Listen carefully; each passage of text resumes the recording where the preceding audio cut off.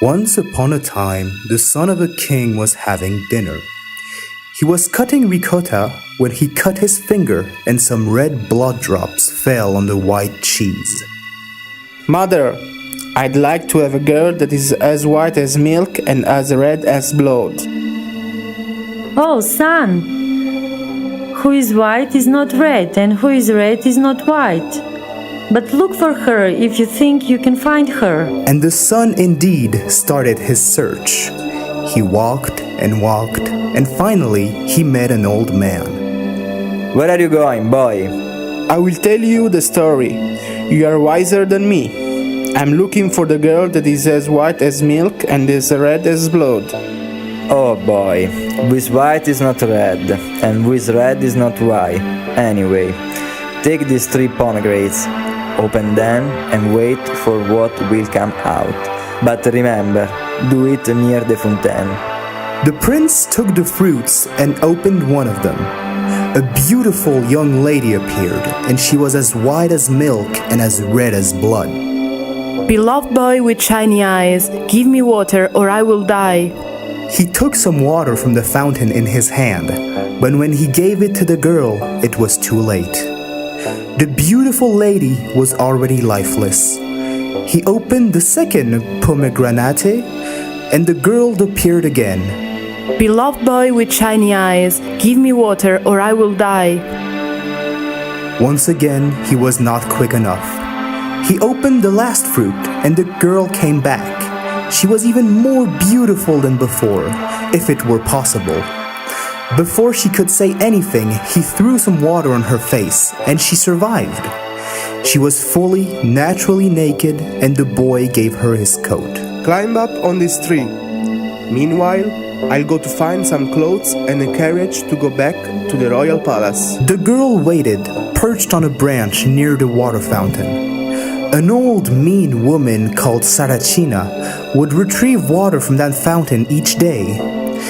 Seeing the reflection of a young and beautiful face in the water, she said, "Why I, with all this beauty, should absolve this poor duty?"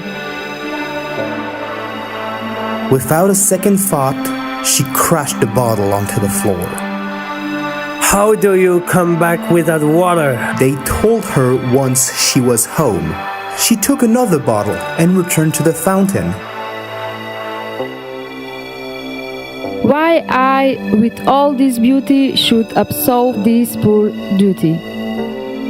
She thought once again. As soon as she saw the visage in the water, she again threw the bottle on the ground.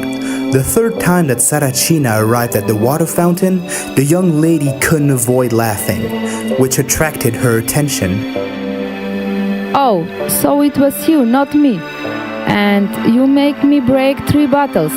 But you really are beautiful. Let me brush your hair." The girl didn't want to climb down, but the old woman pushed her. "Let me brush your hair and you will be even more beautiful." She was finally convinced, but immediately Saracina took the brooch she was using to tie her hair and stabbed the girl. A single blood drop came out, and the girl suddenly fell unconscious. However, as soon as the drop hit the ground, it turned into an enchanted dove and flew away.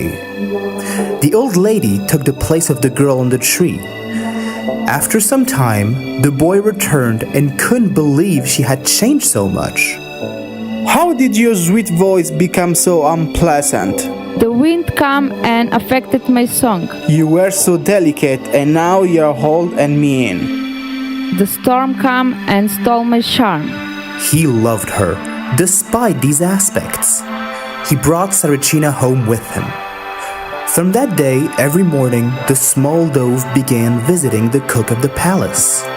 Oh, my cook, king of the kitchen, how can I make the truth known?